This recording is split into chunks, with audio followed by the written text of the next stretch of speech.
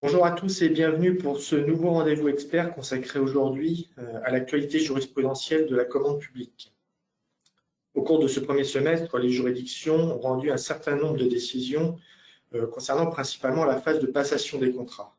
Ainsi, la haute juridiction administrative a dû déterminer si la communication de certains documents relatifs à l'offre de l'attributaire risque ou non de porter atteinte au secret des affaires. La même juridiction a en outre précisé sa jurisprudence relative aux conflits d'intérêts. En outre, au stade de la passation, on constate que la sous-traitance soulève de plus en plus de questions.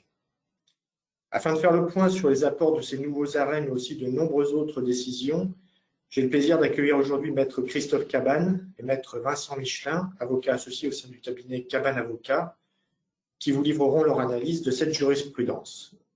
Avant de vous laisser la parole, je vous rappelle que vous avez à tout moment la possibilité de poser par écrit vos questions via la boîte de dialogue ouverte sur la droite de votre écran. Maître, je vous laisse la parole. Merci. Bonjour, comme chaque fois dans ce type de rendez-vous, évidemment, on a fait une sélection personnelle des décisions qu'on voulait vous présenter. Donc, cette présentation ne prétend pas à l'exhaustivité. Elle est le résultat, un, de l'activité du cabinet, deux, de l'intérêt que Vincent Michelin et moi-même, on a accordé à telle ou telle décision. On espère que vous trouverez ce choix pertinent. Ce matin, donc, on a identifié 6 thèmes. Le premier sur la passation des contrats et le contentieux du prix. Le deuxième thème sur la sous-traitance. Excusez-moi, je vous coupe, on ne voit plus votre présentation PowerPoint à l'écran. Ah, je suis en train d'essayer de la remettre. Bon, je poursuis et je suis sûr que ça va se reconnecter. Le thème 3 sur la passation des marchés et les conflits d'intérêts. Le quatrième sur le juge administratif et le secret des affaires, le cinquième sur la notion d'attributaire questionné devant le juge et le sixième sur l'actualité du contentieux de l'exécution des marchés publics. Voilà, normalement vous devez retrouver le PowerPoint. Donc sur le premier thème c'est celui relatif à la passation des contrats et le contentieux du prix, et plus particulièrement sur la notion d'appréciation d'offres anormalement basses. Tous ceux qui font du contentieux, et notamment du référé précontractuel, ont subi comme nous les évolutions de la jurisprudence qui nous ont privés de la possibilité de soulever en demande des moyens de pure forme afin d'obtenir l'annulation d'une procédure. Donc ça nous a conduit à être plus ingénieux et à souvent réactiver au contentieux une critique que nos clients pouvaient nous faire, qui était sur le thème « J'ai perdu mais le gagnant » a proposé un prix qui était anormalement bas, un prix qui n'était pas sincère, il faut en saisir le juge. Et donc, on l'a, les avocats qui font du contentieux de marché, on l'a fait devant le juge du référé et la jurisprudence s'est affinée sur cette thématique. Avec là, récemment, une décision donc, du Conseil d'État du 14 mars 2023, communauté d'agglomération du Grand Cahors. Déjà en soi, le fait qu'un contentieux arrive devant le Conseil d'État, un contentieux de référé précontractuel arrive devant le Conseil d'État, c'est un événement, puisque le fait que la signature du contrat fasse tomber tout pourvoi limite les cas dans lesquels le Conseil d'État peut être amené à statuer. Au cas d'espèce, on était dans l'hypothèse d'une offre écartée, l'offre d'un candidat écarté comme anormalement basse par le pouvoir adjudicateur. La société s'en plaint devant le juge du référé annule la décision du pouvoir adjudicateur de rejet de l'offre comme anormalement basse, mais le pouvoir adjudicateur lâche pas l'affaire et va contester devant le Conseil d'État la décision du juge du référé et obtient gain de cause. On peut d'ailleurs concevoir qu'une collectivité ne se satisfasse pas d'une décision du juge du référé sur cette thématique-là, parce que un prix anormal, qu'il considère comme anormalement bas, que le juge du référé requalifie, si vous avez une hiérarchie des critères qui met le critère du prix comme étant le premier, vous vous trouvez en qualité de pouvoir adjudicateur avec quasiment l'obligation, dans le respect de vos propres critères, d'attribuer à quelqu'un que vous avez initialement considéré comme anormalement bas. On peut concevoir que la démarche soit frustrante, inquiétante pour la personne publique et que, au cas d'espèce, elle ait décidé d'en découdre jusque devant le Conseil d'État. Et dans cette affaire-là, le Conseil d'État annule la décision du juge du référé précontractuel et confirme le fait que cette offre était anormalement basse. Alors, la décision en elle-même, on revient rapidement sur les motifs, l'arrêt du Conseil d'État est intéressant parce que on voit bien que le Conseil d'État a pris soin de montrer que le candidat cochait toutes les cases permettant de considérer qu'il était anormalement bas. On le note, hein, le Conseil d'État note que sur réponse de la société, donc la société avait bien été interrogée par le pouvoir adjudicateur sur la pertinence de son prix, la communauté avait relevé en premier lieu que la société n'avait pas produit l'explication générale sur les tarifs appliqués, lesquels apparaissaient particulièrement bas en comparaison de l'estimation du pouvoir adjudicateur et des prix résultant des offres concurrentes. Point 1. En deuxième lieu, que les détails complémentaires demandés pour certaines prestations n'apparaissaient pas en adéquation avec le descriptif du chantier exemple produit dans le mémoire technique de l'entreprise. En troisième lieu, que les détails complémentaires demandés par certaines prestations comportaient toujours des imprécisions et carences, malgré donc la demande d'explication de la personne publique. Et en dernier lieu, que les réponses apportées par la société comportaient des incohérences dans les justifications apportées. Où l'on voit donc que on retrouve dans le raisonnement suivi par le Conseil d'État les deux étapes de ce qui est attendu du pouvoir adjudicateur dans son analyse, c'est-à-dire effectivement, interrogation sur la base d'éléments extrinsèques de l'offre, c'est-à-dire se poser la question de savoir quelle est l'importance de l'écart entre la moyenne des offres, entre le prix proposé, le prix suspecté et la moyenne des offres concurrentes ou l'estimation prévisionnelle. Ça, c'est un premier indicateur, et on voit bien que c'est un premier indicateur qui n'est pas suffisant, et on va en reparler sur une autre affaire que je vais vous commenter, qui n'est pas suffisant pour écarter en soi l'offre comme anormalement basse, car après la procédure contradictoire d'interrogation, on voit bien que le Conseil d'État s'attache à démontrer que les indices étaient là pour établir que l'offre critiquée était bien susceptible de menacer la bonne exécution du marché. C'est à ce stade-là de l'analyse que le pouvoir adjudicateur est alors en mesure d'établir que l'offre est anormalement basse et peut être écartée sur ce fondement-là. Ce qui suppose donc bien de la part du pouvoir adjudicateur pour assurer sa décision, pas simplement ce constat de ce que l'offre par rapport à ses concurrents est très basse, pas simplement la démonstration qu'elle est très éloignée de l'estimation prévisionnelle, mais véritablement, au terme d'une analyse plus approfondie, la démonstration que la sous-estimation de certains prix, la mauvaise évaluation du temps affecté au marché, l'omission de certaines prestations, des incohérences et des imprécisions peuvent conduire véritablement la collectivité à craindre et à justifier sa crainte de ce que le marché soit mal exécuté. Et on voit que ça peut conduire à des interrogations délicates en termes de prise de décision pour la personne publique, parce que par exemple sur un marché au bordereau de prix sur lequel il y a une multitude de prix, pourra-t-on considérer que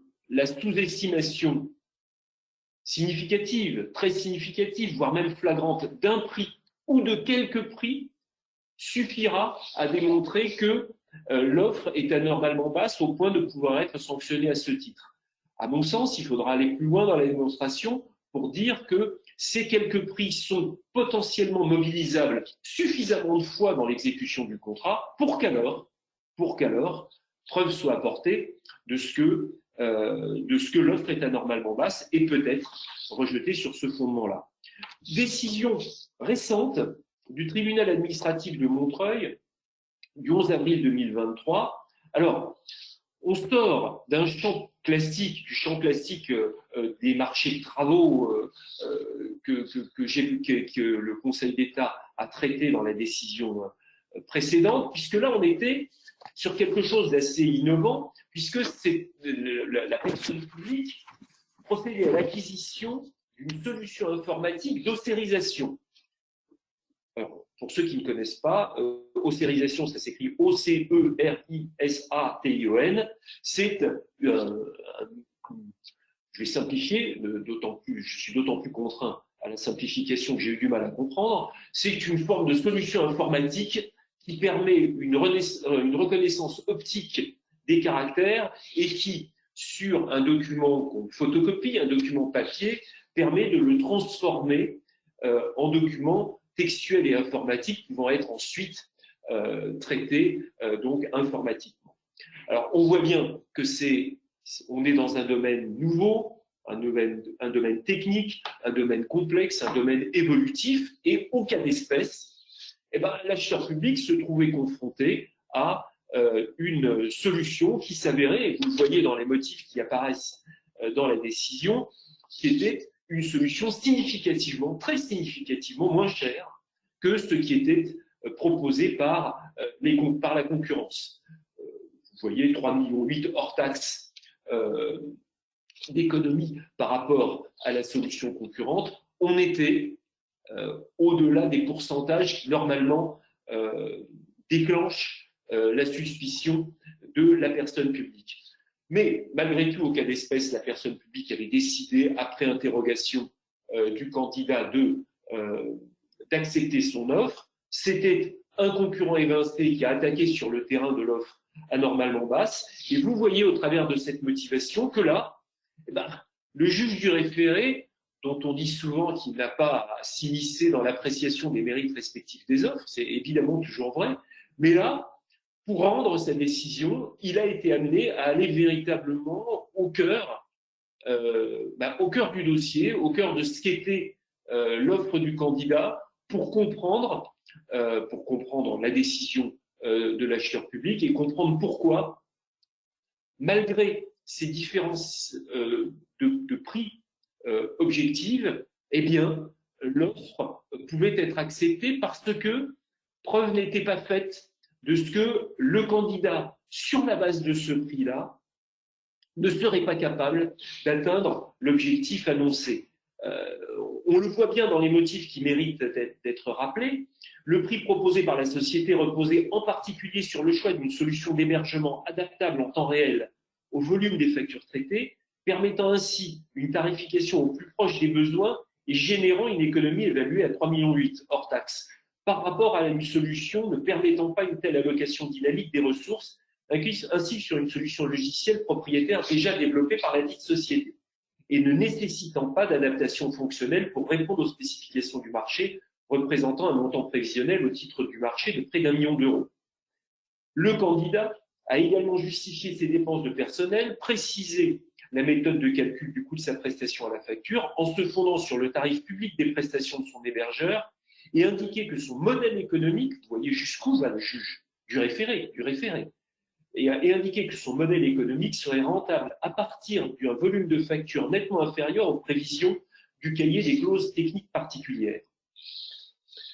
Ce qui témoigne donc de ce que cette critique sur le prix anormalement bas, elle est bien appréhendée. Maintenant, le juge ne recule pas devant l'effort qui consiste à rentrer dans le détail de l'analyse de ce qu'est l'offre pour la comprendre et vérifier si oui ou non l'offre présente des risques de ne pas être exécutée conformément aux attentes de la personne publique. Après, évidemment, il reste un débat, c'est la soumission de l'engagement contractuel pris par le candidat à la réalité de l'exécution du marché. Il y a toujours un risque, évidemment, quand on prend une offre financière performante, de ce qu'au stade de l'exécution, les résultats ne soient pas à la hauteur des attentes, mais ce n'est plus là le terrain du référé précontractuel, c'est le terrain du contentieux de l'exécution. Dernier point sur cette problématique de prix, la question des prix négatifs. On le sait depuis longtemps, enfin, pour ceux qui interviennent dans le marché du mobilier urbain, on le sait depuis longtemps, et notamment avec un arrêt d'Assemblée du 4 novembre 2005, Jean-Claude Decaux, le caractère onéreux d'un marché peut résulter d'un abandon par l'acheteur d'une recette née à l'occasion de l'exécution du marché public ou de la renonciation à percevoir une recette. On est bien dans le cadre d'un marché public, quand bien même il n'y aurait pas un prix versé par la personne publique au bénéficiaire de la tributaire, et même inversement, il peut y avoir marché public, il y a marché public dans des hypothèses où c'est la tributaire qui reverse un prix qui reverse une contribution financière à la collectivité territoriale. Le TA de Pau était appelé à s'interroger sur la question de savoir, quand on est dans l'hypothèse particulière où le titulaire du marché public peut être amené à proposer des prix négatifs ou des reversements au bénéfice de la collectivité, cette hypothèse-là doit-elle être portée à la connaissance des candidats? En clair, est-ce qu'il appartient à la personne publique d'identifier spécifiquement à l'attention des candidats qu'on est dans une hypothèse, je dirais, peut-être pas dérogatoire, mais un peu plus exceptionnelle, selon laquelle un prix ne sera pas payé, mais au contraire, un prix sera, une somme sera reversée au bénéfice de la collectivité. On peut imaginer d'ailleurs qu'avec tous les efforts qui sont faits maintenant pour la valorisation des matières récupérées, cette hypothèse se rencontre le plus souvent. Eh bien, le tribunal administratif de Pau a donné une réponse négative en considérant, au cas d'espèce, qu'un prix nul ou un prix négatif consistant à reverser une partie des recettes de valorisation est une hypothèse logique et constitutive de ce type de marché de travaux. Il s'ensuit que les candidats clairement informés de la nature des travaux et des volumes des matériaux à valoriser étaient sans ambiguïté mis à même de comprendre que le prix des travaux pouvait conduire à un prix intermédiaire, voire global, nul ou même négatif. Donc pas de nécessité, quand on est dans cette préoccupation de la rédaction du cahier des charges, qu'on envisage cette hypothèse quand même exceptionnelle du prix nul ou négatif, pas de nécessité d'attirer spécifiquement l'attention des candidats sur cette particularité de la procédure de mise en concurrence. Voilà pour le premier thème. On en arrive au second thème qui porte sur la sous-traitance au stade de la passation des marchés publics, qui est une question qui généralement se posait de manière assez simple, puisque les problématiques qu'on peut régulièrement connaître en matière de contentieux de la passation des marchés et de sous-traitance sont généralement liées à des questions de sous-traitance de capacité. Est-ce que le candidat qui a recours à un sous-traitant au stade de sa candidature a bien transmis tous les documents pour justifier les capacités de son sous-traitant? Et puis bien souvent, on est aussi confronté à des sous-traitances d'agrément où un candidat va proposer telle ou telle PME locale pour montrer qu'une part du marché sera réalisée par une entreprise du cru. On a eu, dans la jurisprudence récente de ces derniers mois, quelques illustrations d'une complexification du traitement de cette question de la sous-traitance au stade de la passation des marchés publics. Alors, on va commencer par une première affaire qui est une affaire de la Cour de justice de l'Union européenne du 26 janvier 2023, mais que je mettrai directement après en parallèle avec une décision parfaitement contemporaine qui a été rendue 15 jours avant, une décision du tribunal administratif de Paris. Et pour vous montrer que ça n'est pas un sujet évident, le tribunal administratif de Paris avait retenu, en l'absence de décision idoine du Conseil d'État ou de la Cour de justice de l'Union européenne, une solution exactement inverse à celle dont on va parler tout de suite, rendue par la Cour de justice de l'Union européenne. Que nous dit la Cour de justice de l'Union européenne dans son arrêt du 26 janvier 2023? On était sur un marché relativement simple de construction de route. Nous sommes en Roumanie et c'était une route qui devait partir d'un aéroport roumain. Et pour la construction de cette route, il était nécessaire que le candidat réalise des prestations de pédologie. La pédologie, c'est la partie de la géologie qui étudie la chimie des sols. Et il se trouve en Roumanie que ces prestations de pédologie sont soumises à agrément. Le candidat, plusieurs candidats qui ont répondu à la consultation, un ne disposait pas en propre de cet agrément, les autorisant à réaliser ces activités d'études de chimie des sols, et 2, n'avait pas désigné au stade de la candidature ou de l'offre de sous-traitants qui disposaient en propre de cet agrément aux fins de réaliser les prestations de chimie des sols. La Cour de justice de l'Union européenne répond qu'un soumissionnaire ne peut pas être exclu d'une procédure au motif qu'il n'a pas désigné le sous-traitant auquel il entend confier l'exécution d'obligations résultant de réglementations spéciales applicables aux activités liées au marché en cause et non prévues dans les documents du marché. Quand je dis non prévues dans les documents du marché, c'est qu'il n'était pas prévu que le candidat doive impérativement détenir en propre l'agrément lui permettant d'exécuter cette part de marché. Donc, ça n'est pas parce que vous n'avez pas désigné votre sous-traitant qui exécutera cette part de prestation soumise à une réglementation spéciale que votre offre, et a fortiori votre candidature, doivent être déclarées comme irrégulières. Et je mets ça en parallèle avec une décision rendue quelques jours avant par le tribunal administratif de Paris, ordonnance de référé qui date du 10 janvier 2023, je le précise, le contentieux se poursuit désormais au fond, précisément sur les bases de l'arrêt de la Cour de justice de l'Union européenne qu'on vient de voir.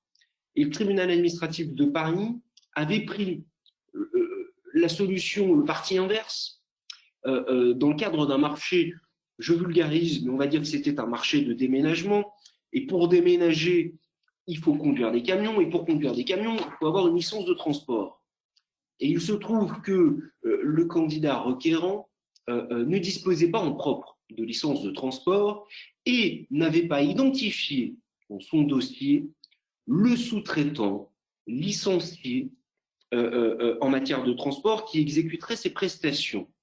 Et le tribunal administratif de Paris nous dit que la société X ne dispose pas de licence de transport, dont acte, et si elle fait valoir qu'elle conclura un contrat de sous-traitance en cours d'exécution pour assurer les prestations de transport, ce sous-traitant dont l'identité n'est pas connue n'est pas parti au marché, et le champ précis de son intervention n'est pas défini. Dans ces conditions, l'acheteur ne pouvait retenir l'offre de la société pour un marché nécessitant, même à titre subsidiaire, la réalisation de transport, de prestations de transport qui étaient irrégulières, et donc l'offre les demeurait à la fin de la négociation. On voit bien qu'on est exactement dans la solution inverse à celle qui a été rendue par la Cour de justice de l'Union européenne. Donc c'est une position isolée du tribunal administratif de Paris qui sera de fait amenée à évoluer pour prendre en compte cette décision. Et retenez donc, ça n'allait vraiment pas de soi, hein, que si un candidat entend confier à un sous-traitant une part de prestation réglementée, il n'a pas à indiquer dans son dossier de consultation l'identité de son sous-traitant sous peine de voir son offre déclarée irrégulière. Donc, première décision qui me paraissait intéressante et position pour le coup plutôt libérale de la Cour de justice de l'Union européenne. Deuxième décision que nous allons commenter récente sur la sous-traitance, qui est encore une décision du tribunal administratif de Paris. J'y viens dans un instant sur la faculté dont dispose un acheteur public d'imposer un pourcentage maximum de recours à la sous-traitance dans certains marchés. Alors, on vous a remis les textes en vigueur, que ce soit l'article 2193.3 du Code de la commande publique sur les marchés, où on nous dit que l'acheteur peut exiger que certaines tâches essentielles soient directement exécutées par le titulaire, et puis l'article R3114.5 qui est cette fois-ci propre au contrat de concession, où il est indiqué que la part des services ou travaux sous-traités ne peut être inférieure, enfin, on ne peut interdire qu'elle soit inférieure à 10% de la valeur globale estimée du contrat. La question qui s'est posée devant le tribunal administratif de Paris en référé il y a de ça un mois était la suivante. Nous étions dans un secteur d'activité, alors oligopolistique en plus, c'est le secteur du transport scolaire, très contentieux, et l'acheteur public avait pris le parti de limiter à 30% au maximum la part de prestations susceptibles d'être sous-traitées. Le candidat évincé a saisi le juge du référé en expliquant que cette limitation, compte tenu de la structure qu'il entendait donner à son offre, l'avait perturbé dans les conditions d'élaboration de son offre et que cette limitation était de toute façon irrégulière, que c'était une barrière au libre accès à la commande publique et qu'un candidat devait être libre de pouvoir s'organiser comme il l'entendait en matière de sous-traitance.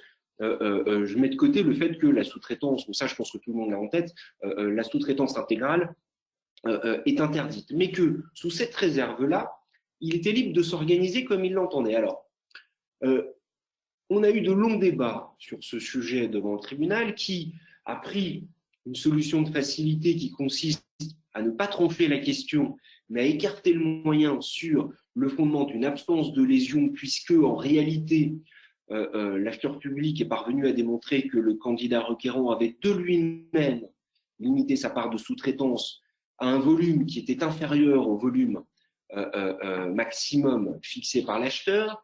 Mais la question, elle se pose, et je pense que c'est une question qu'on va retrouver dans les mois à venir en matière de contentieux de la passation des marchés publics et des concessions. Et il nous semble qu'une restriction peut être regardée comme régulière sur deux motifs. La première, et c'est une application stricte de l'article L2193.3 qu'on vient d'évoquer, l'acheteur peut démontrer que certaines tâches essentielles du marché doivent être, pour tout un tas de considérations qui doivent demeurer objectives, certaines tâches essentielles du marché ne peuvent être confiées, notamment quant au degré de contrôle que l'acheteur souhaite avoir sur le titulaire, que ces tâches essentielles ne peuvent être confiées qu'au titulaire. Ça, c'est la première justification qui résulte du Code de la commande publique. Et puis, il y en a une deuxième de justification qui était précisément celle invoquée par l'autorité concédante dans ce dossier, qui touche à des considérations d'intérêt général, alors qui doivent évidemment être en lien avec l'exécution du contrat. Et dans notre cas d'espèce, on est dans un secteur d'activité, le transport, où en plus on peut avoir de la sous-traitance en chaîne, et où l'acheteur avait considéré qu'il existait un risque de complexification des relations entre l'acheteur et son titulaire, et puis surtout d'une exécution non maîtrisée en matière sociale, où l'acheteur avait entendu, au travers d'un cahier des exigences sociales, mettre l'accent sur des enjeux sociaux et notamment sur le transfert prioritaire des salariés au sein de la société dédiée qui serait créée par le titulaire du contrat. Et dans ce secteur du transport, il y a tout un tas de conventions collectives qui sont susceptibles de s'appliquer avec des garanties différentes pour les salariés repris. Et c'était un des enjeux de ce contrat de permettre effectivement d'avoir un haut niveau de responsabilité sociale du titulaire.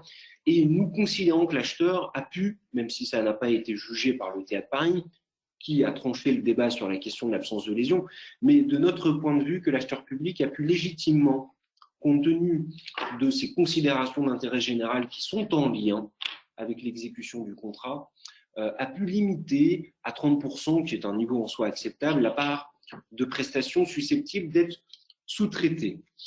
Voilà pour les deux décisions, les trois décisions que nous souhaitions commenter sur cette question de sous-traitance qui, à mon avis, est un sujet qui est susceptible de connaître d'autres occurrences contentieuses. Ça va faire partie peut-être des sujets qu'on va retrouver en matière de contentieux référé contractuel, mais voilà, on peut le retrouver dans les mois à venir. Je pense qu'il faut s'y préparer. Je repasse la parole à Christophe Cabane pour le troisième sujet qui porte, on en entend beaucoup parler depuis quelques années sur les conflits d'intérêts et la commande publique. Alors oui, cette notion de conflit d'intérêts, c'est vrai que toutes les procédures de mise en concurrence qui sont imposées aux acheteurs publics perdent tout sens si on n'a pas une certitude absolue de ce que les personnes qui vont être amenées à examiner les offres et à participer à cette procédure ne sont pas elles-mêmes parfaitement impartiales et déconnectées de tout intérêt avec tel ou tel participant.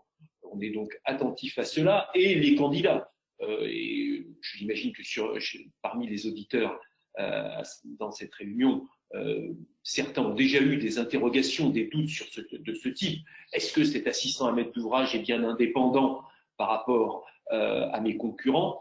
Donc, cette thématique-là vient assez souvent au contentieux et il est intéressant de constater que sur les derniers mois, le Conseil d'État a été amené à statuer sur ce sujet à au moins 2 reprises. Alors, rappel rapide de ce qu'est l'état du droit sur cette question. Il y a beaucoup de décisions, mais il y en a certaines qui sont particulièrement structurantes et qui n'ont pas bougé depuis un bon moment. Conseil d'État, 14 octobre 2015, société Applicam, où le Conseil d'État nous dit que l'influence qu'a pu exercer un agent de la collectivité, un élu ou un assistant en situation de conflit d'intérêt ne doit pas être prouvée par le requérant. Un simple doute légitime sur le fait qu'il a été susceptible d'influencer l'issue de la procédure est suffisant pour justifier que cette procédure soit sanctionnée. Là-dessus, pour l'avoir utilisé à de multiples reprises, quand même, notons que le juge, et notamment le juge du référé précontractuel, conserve sur la notion de doute légitime une marge d'appréciation, c'est bien normal, et que on a pu j'ai pu constater une relative compréhension du juge administratif sur ce que pouvait être une situation créant un doute légitime. D'ailleurs, quand on prend la décision du Conseil d'État 25 novembre 2021, société Corsica Networks, on voit que pour sanctionner, le Conseil d'État caractérise bien des circonstances qui, je dirais, laissent tout doute ou font perdre tout espoir quant à l'indépendance, à la garantie d'indépendance de la personne mise en cause. Donc, à d'espèce, le Conseil d'État nous dit l'existence d'un doute légitime sur la persistance d'intérêt entre l'acheteur et un candidat au cours de la procédure d'attribution porte atteinte au principe d'impartialité. En l'occurrence, ce doute est constitué dès lors que 1. La personne chargée de fournir des renseignements au candidat a exercé des fonctions de chef de projet au sein de la société attributaire du marché, quand même. 2. Elle a occupé cet emploi immédiatement avant son recrutement par l'acheteur et 3 mois avant l'attribution du marché. 3. Elle a été destinataire des plis en vue de leur analyse. Dans ce contexte jurisprudentiel, le Conseil d'État a récemment été amené à restatuer sur cette problématique de l'indépendance ou du manque d'indépendance d'un des participants à la consultation. Conseil d'État 28 février 2023, société Sofratel, le Conseil d'État nous dit qu'est constitutif d'un manquement au principe général du droit d'impartialité et d'une méconnaissance des obligations de publicité et de mise en concurrence, la circonstance que le dirigeant d'une société assistante à maîtrise d'ouvrage, on revient toujours sur cet intervenant stratégique dans l'attribution d'un contrat qui est l'assistant maître d'ouvrage, d'une commune, ait participé à l'analyse et à la notation des offres et soit le fournisseur du groupement attributaire. Motif, donc effectivement, on est quand même dans une situation où est-ce-qualité d'AMO, mais aussi de fournisseur du groupement attributaire, le doute légitime quant à l'indépendance du personnage paraît fondé. Le Conseil d'État nous dit ainsi, en faisant participer la société AV Protect à l'analyse et l'évaluation des offres dans le cadre de la procédure de passation du marché litigieux, la commune de Caudry a méconnu le principe d'impartialité et partant ses obligations de publicité et de mise en concurrence, donc pour les motifs que je vous ai rappelés. En revanche, il ne résulte de l'instruction, pardonnez-moi, aucune circonstance de nature à faire naître un doute sur le fait que cette société aurait élaboré le règlement de la consultation et les pièces du marché de façon à favoriser l'offre qui indiquerait utiliser le logiciel commercialisé par la société avec laquelle elle partage des intérêts.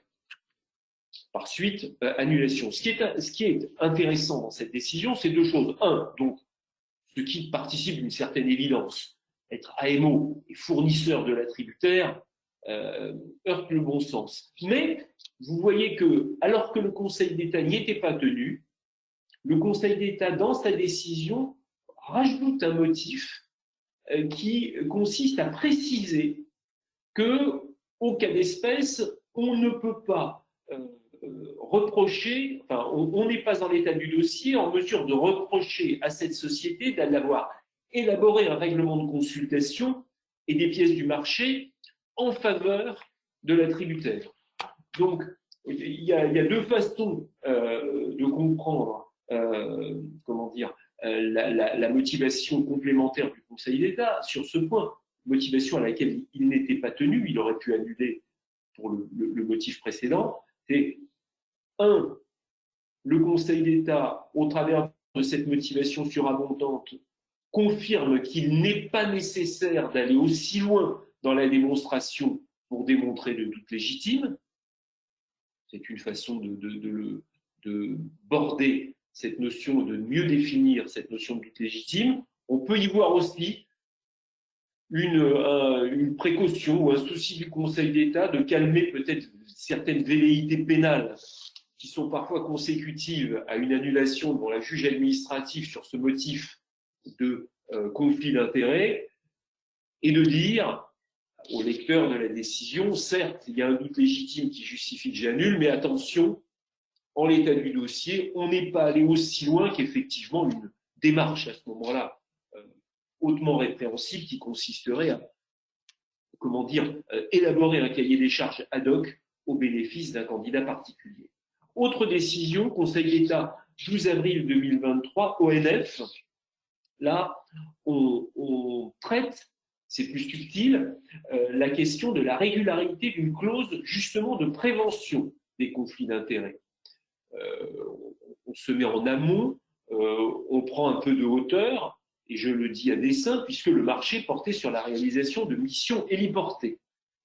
Ces missions héliportées avaient pour objet la surveillance d'activités minières et la bonne exécution de ces missions imposait, en tout cas pour l'ONF, l'indépendance des pilotes vis-à-vis des personnes susceptibles de faire l'objet de cette surveillance.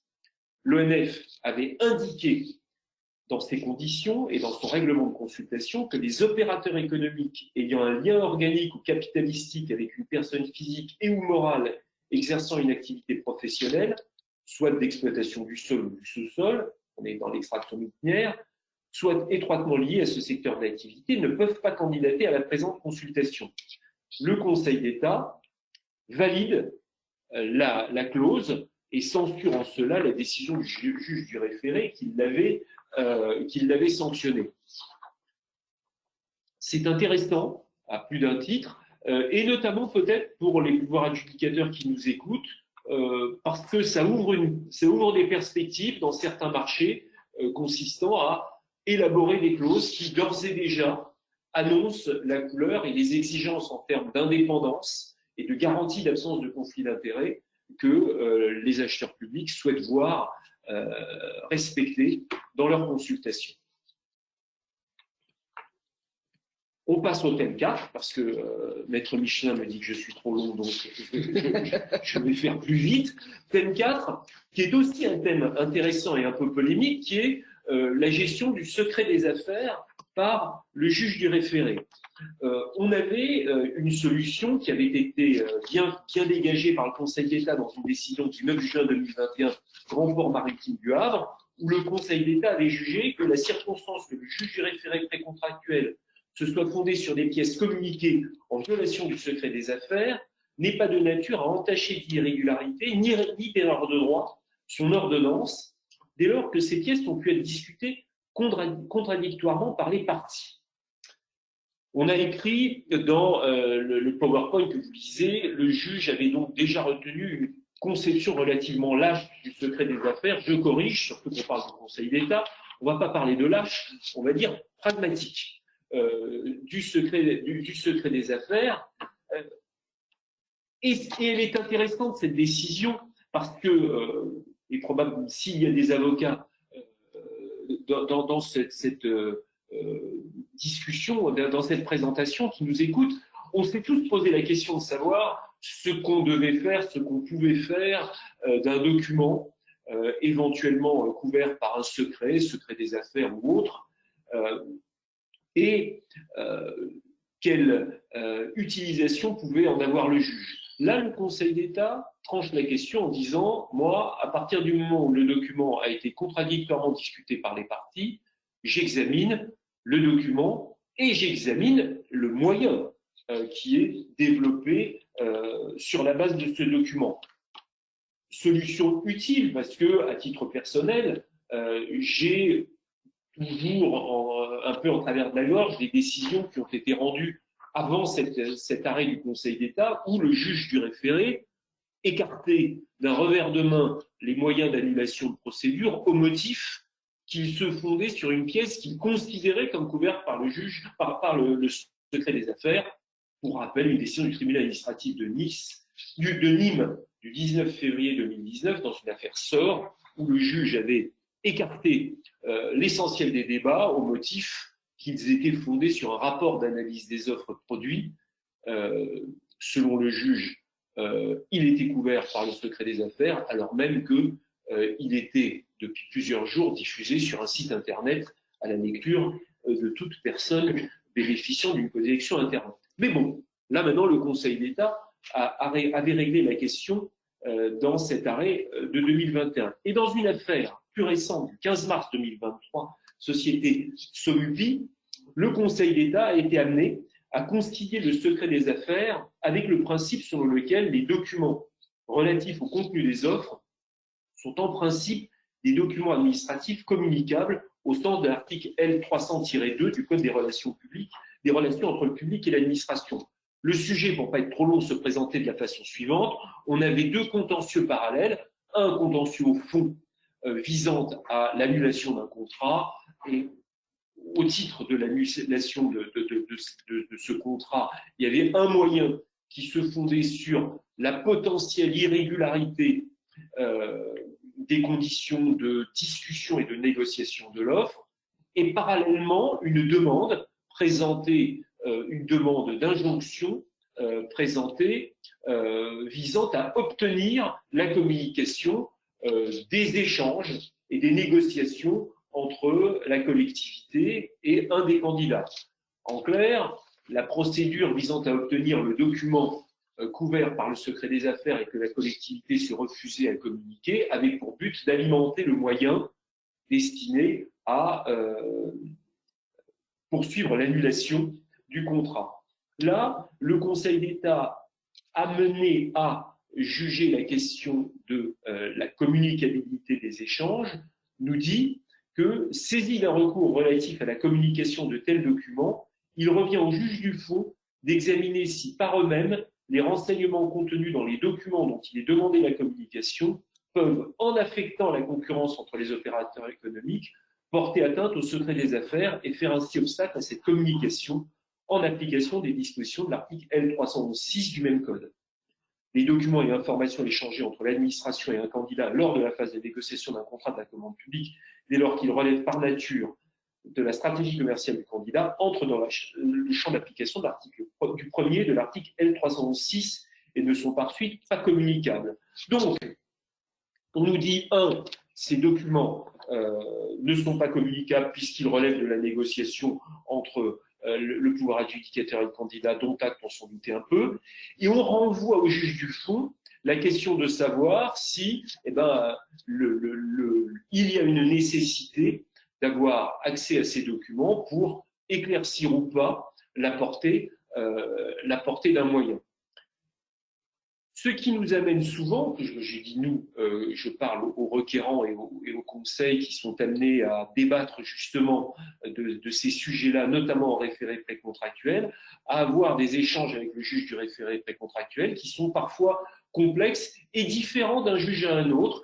On constate que certains juges du référé ne sont finalement pas très intrusifs et ne sollicitent pas de la part de la partie défenderesse la communication de documents potentiellement utiles à l'apparition de la vérité, ou ne répondent pas favorablement aux sollicitations du requérant pour obtenir une injonction de communication de ces documents. D'autres, à l'inverse, sont, je dirais, plus proactifs, demandeurs de la communication de ces documents, ce qui conduit à rappeler qu'on a au Code de justice administrative désormais, au travers des articles R412-2.1, une procédure qui permet une communication, on va dire, par étapes de ce qu'on considère comme couvert par le secret des affaires, communication qui ne passe pas par télérecours, mais une communication qui passe par le dépôt d'une enveloppe confidentielle que le juge examine et sur la base de laquelle il statuera sur le sort qui était réservé en termes de communication sur ce document. En tout cas, voilà le dernier état sur ce sujet qui, à mon avis, amènera d'autres jurisprudences au moins prochaines si je me base sur l'activité du cabinet. Cinquième sujet, sur la notion d'être tributaire. Alors, on va évoquer deux décisions de première instance rendues au mois de mars et de mai 2023. Il faut toujours se méfier des décisions de tribunaux administratifs qui sont souvent des décisions d'espèce, mais qui, au cas présent, posent une réflexion, me semble-t-il, originale et peut-être d'ailleurs inattendue sur ce que l'on doit entendre sous la qualification d'attributaire. Je dis peut-être inattendu parce que, et personne ne me contredira, on est tous d'accord là-dessus, l'attributaire, c'est celui qui remporte le contrat. Bon. Mais c'est également une qualification qui peut présenter un certain degré de complexité dans son appréhension. Déjà parce que la notion d'attributaire a une faible densité juridique, elle n'est définie nulle part. Ensuite, parce qu'il y a une certaine ambiguïté ou un certain paradoxe à être attributaire, un attributaire, la qualification d'attributaire, c'est quelque chose déjà qui est provisoire. Vous êtes attributaire jusqu'à ce que le marché soit signé. Et le marché peut ne pas être signé pour tout un tas de raisons, que ce soit notamment une déclaration sans suite de la procédure, pour un motif d'intérêt général, on peut toujours déclarer sans suite, y compris après l'attribution. Et si c'est déclaré sans suite, vous n'êtes attributaire, vous devenez attributaire de rien du tout, vous restez juste attributaire du souvenir de la joie éphémère que vous avez ressentie lorsqu'on vous a annoncé que vous aviez gagné le marché. Donc, notion d'attributaire qui est provisoire et qui donc en soi n'est pas créatrice de droit, mais qui peut être dans le même temps créatrice d'obligations pour le candidat attributaire. Donc, il y a dans cette notion d'attributaire quelque chose d'un peu asymétrique. L'attribution en tant que telle n'est pas créatrice de droit, mais elle peut être créatrice d'obligations à la charge du candidat. Et c'est ce qu'on va voir au travers de deux décisions très récentes de tribunaux administratifs. 31 mars 2023 pour le TA de Marseille, 9 mai 2023 pour le TA de Strasbourg, avec une réflexion en miroir. La première décision, un attributaire qui souhaitait perdre cette qualité, l'a conservée, forcé et contraint par le juge.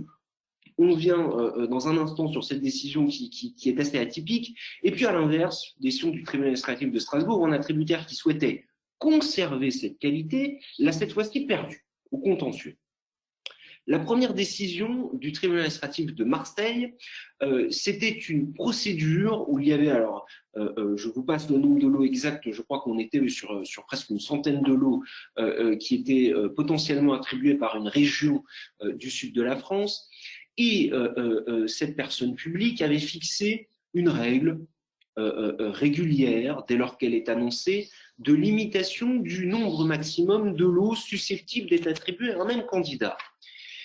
Elle passe sa procédure de passation, l'un des candidats se voit attribuer 8 lots, et puis un certain nombre de lots sont parallèlement déclarés infructueux. Et le candidat qui remporte les 8 lots, c'était le nombre maximum, se rend compte que dans les lots déclarés infructueux et qui vont être relancés prochainement, en réalité, il y a des très gros lots et que lui considère avec ces petits lots dont il est attributaire, c'est le cas de lui dire qu'il est mal loti. Et il va aller voir la personne publique pour dire bah, écoutez, moi, les 8 lots que vous m'avez attribués, il y en a au moins 5, je n'en veux pas. Je n'en veux pas et je veux avoir la possibilité de recandidater, de resoumissionner aux lots que vous avez déclarés infructueux lorsqu'ils sont relancés. La question devenait de savoir, devant le tribunal administratif de Marseille, ce qu'impliquait cette notion d'attributaire. Est-ce que nous devions considérer qu'à partir du moment où ce candidat-là avait été déclaré attributaire de 8 lots, il n'avait pas le droit de recandidater à la procédure relancée pour les lots infructueux puisqu'il était déjà attributaire du nombre maximum de lots, ou est-ce qu'à partir du moment où il avait considéré qu'il renonçait à 5 de ces 8 lots, qu'il devait être considéré comme attributaire de seulement 3 lots, puisqu'il avait renoncé à 5 lots, et que s'il était attributaire de 3 lots, il ne rentrait pas dans cette règle limitant à 8 au maximum le nombre de lots susceptibles d'être attribués à un candidat. Donc, réflexion autour de cette notion d'attributaire, et le tribunal administratif de Marseille tranche la question en nous disant que les sociétés sont restées attributaires des 8 lots, quand bien même 2 des marchés n'auraient pas été notifiés parce que le candidat s'en était désisté, et quand bien même on considérait qu'il aurait renoncé régulièrement à 5 lots. Quand on dit renoncer régulièrement à 5 lots, il faut savoir que normalement, un candidat, il est engagé, il est tenu par son offre, et à partir du moment où l'offre est choisie dans le délai de validité par la commission d'appel d'offres, il n'est pas supposé pouvoir renoncer à l'attribution de certains lots. Donc, on a un premier cas de figure qui est celui d'un candidat qui se retrouve attributaire de plusieurs lots et qui souhaite perdre cette qualité d'attributaire. Il y avait un effet d'aubaine, pour être en capacité de resoumissionner à des lots quantitativement, financièrement plus importants. Et le tribunal administratif de Marseille dit bien que cette qualité d'attributaire résulte au sens des dispositions de l'article R2183 de la seule notification de l'attribution du marché. Et puis, il y a la solution, alors qui n'est pas une solution inverse, qui est une solution rendue par le tribunal administratif de Strasbourg sur un sujet connexe. Quand je dis que ce n'est pas une solution inverse, le cas de figure se présente quand même en miroir. On a un attributaire qui va au contentieux avec la collectivité qui lui a attribué le marché et qui perd cette qualité parce que la collectivité ne lui a pas demandé dans les délais qui étaient fixés à son règlement de la consultation la fourniture des attestations sociales et fiscales à jour. Étant précisé, c'est dans le dispositif de la décision qui apparaît à l'écran que ces attestations, celles qu'il avait transmises à l'appui de son dossier de candidature, n'étaient plus valables car ayant été établies un certain nombre de mois avant l'attribution du marché. Donc ce cas de figure-là, il y a un attributaire du marché qui veut conserver cette qualité d'attributaire, qui veut signer ce marché et qui se retrouve avec la collectivité pris par la patrouille au motif pris qu'une des obligations visées au règlement de la consultation n'a pas été respectée, à savoir celle de transmettre des attestations fiscales et sociales à jour. Je le précise, je vous laisse prendre connaissance, mais elle est accessible évidemment sur tous les moteurs de recherche de cette décision du tribunal administratif de Strasbourg, sur laquelle je vais dire un mot complémentaire parce qu'elle je la trouve extrêmement sévère, cette décision, parce qu'elle annule l'intégralité de la procédure de passation en considérant qu'à partir du moment où le candidat pressenti attributaire n'a pas transmis les attestations fiscales et sociales dans les délais impartis par le règlement de la consultation, toute la procédure doit être relancée. C'est une sanction que nous ne retrouvons pas dans les autres ordonnances de référé qui annulent des procédures sur ce thème-là, sur ce motif-là. C'est à ma connaissance la première fois qu'on voit une annulation totale de la procédure et ça me paraît extrêmement sévère parce que lorsque l'on reprend les dispositions du Code de la commande publique et puis la jurisprudence sur le sujet du Conseil d'État qui de mémoire est un arrêt Optima qui doit dater de 2015, le Conseil d'État nous dit bien que la transmission de ces justificatifs peut se faire jusqu'à la signature du marché. Précisément, lorsqu'on est en matière de référé précontractuel, comme c'était le cas, la procédure de référé précontractuel suspend la signature du marché, ce qui veut dire que par construction, le candidat a toujours la possibilité de transmettre ces documents postérieurement même à l'audience de référé. Donc voilà pour cette décision et pour peut-être qu'il y aura d'autres décisions sur ce sujet peut-être atypique de la qualification et de la notion d'attributaire. J'en viens au dernier sujet qui est l'exécution des contrats publics. Alors, lors de notre précédent webinaire, on avait tout un tas de décisions à commenter sur l'exécution des marchés publics. On en aura sûrement un certain nombre lors du prochain. Je l'annonce, mais il y a déjà dans les tuyaux du Conseil d'État, l'audience a eu lieu il y a quelques jours, une décision à intervenir qui va être extrêmement intéressante sur les questions de cession de créances et de subrogation en matière de contrats administratifs dans un dossier qu'on a suivi depuis maintenant presque 8 ans avant qu'il arrive devant le Conseil d'État avec Christophe Cabannes. Et ça va être la première fois que le Conseil d'État se prononce sur cette notion de subrogation, qui est une notion propre normalement au contrat de droit privé, l'article 1251 du Code civil, et qui se trouve appliqué. Alors on verra s'il l'applique ou pas. Hein. D'ailleurs, le Conseil d'État, il peut ne pas suivre des conclusions de son rapporteur, mais en tout cas qui est en débat devant le Conseil d'État. Donc, suivez l'actualité jurisprudentielle des prochains jours. Je pense que la décision devrait sortir courant de semaine prochaine.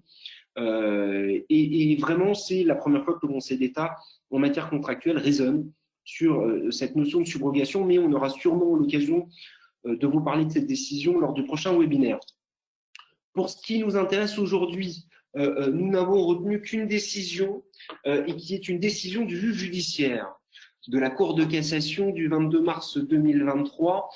Vous avez les références qui apparaissent à l'écran, qui est intéressante, surtout pour des publicistes, parce que nous avons l'habitude, dans les contentieux administratifs, notamment en matière de garantie décennale, de parfait achèvement, plus largement d'exécution de marché, de faire application de la jurisprudence de la Cour de cassation devant le Conseil d'État.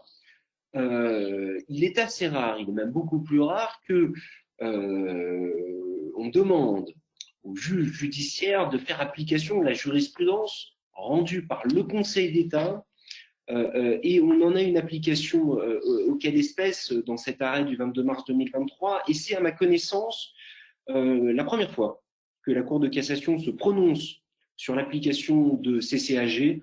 En l'occurrence, c'était le CCAG FCS, mais ça aurait pu être le CCAG Travaux, ça aurait été la même chose, où la Cour de cassation reprend strictement la jurisprudence du Conseil d'État sur la rigueur de la forclusion de certains CCAG, en l'occurrence l'article 37.2 du CCAG FCS que certains d'entre vous connaissent peut-être, et le rapporteur de la Cour de cassation avait même d'ailleurs été jusqu'à reprendre dans ses conclusions les conclusions de Mireille Lecor sur un arrêt récent. Mireille Lecor, c'est une rapporteure actuellement près du Conseil d'État qui rend beaucoup de conclusions sur l'exécution des marchés publics. Donc le rapporteur de la Cour de cassation avait même été jusqu'à s'inspirer des conclusions des rapporteurs auprès du Conseil d'État. Donc, la porosité des solutions entre les deux autres juridictions judiciaires et administratives en France ne se fait plus dans un sens unique où le Conseil d'État applique les décisions de la Cour de cassation. On a également,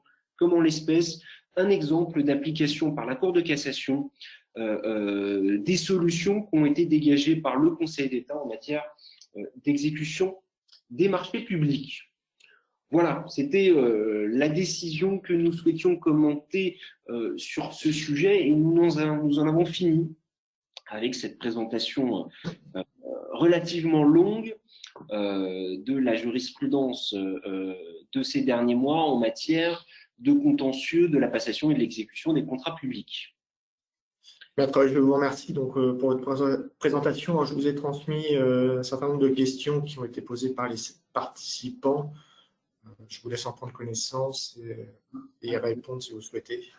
Alors, on a effectivement 6-7 questions qui nous sont parvenues. On va les reprendre dans l'ordre dans lesquels elles nous sont arrivées, et ça rebalait un certain nombre de décisions qu'on vient de commenter.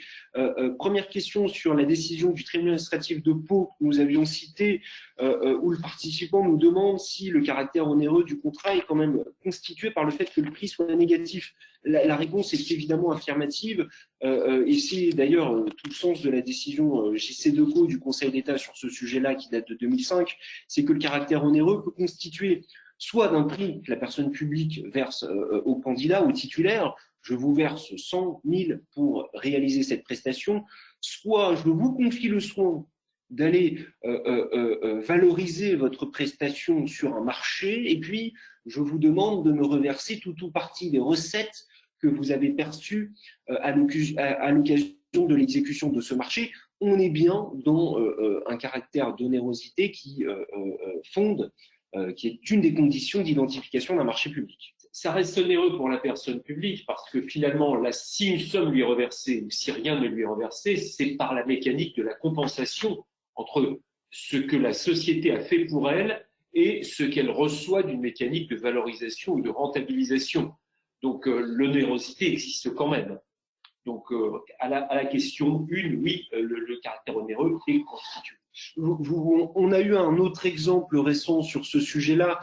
S'il y a des Parisiens qui nous écoutent, vous avez dû vous rendre compte il y a 1 an et demi, à l'hiver 2021-22, que le canal Saint-Martin dans le 10e arrondissement avait été totalement vidé pour pouvoir procéder à son nettoyage et à son curage. Et c'est un marché qui a été conclu par la ville avec un prix, mais la ville n'a rien versé au titulaire. Le titulaire s'est rémunéré en valorisant les bouts qu'il avait enlevés en curant le canal et en reversant une partie des recettes issues de cette valorisation. Et le critère prix, en réalité, visait à juger les candidats sur le montant des recettes qu'ils allaient reverser à la ville en contrepartie de l'exécution de cette prestation.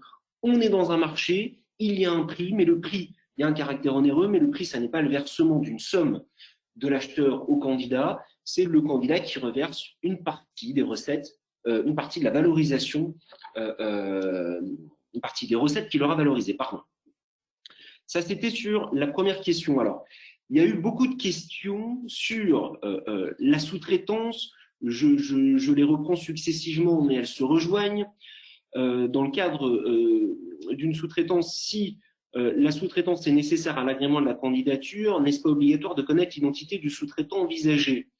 Dans le même sens, en vertu de l'article R214312, le candidat qui s'appuie sur les capacités d'autres opérateurs économiques doit justifier de ses capacités.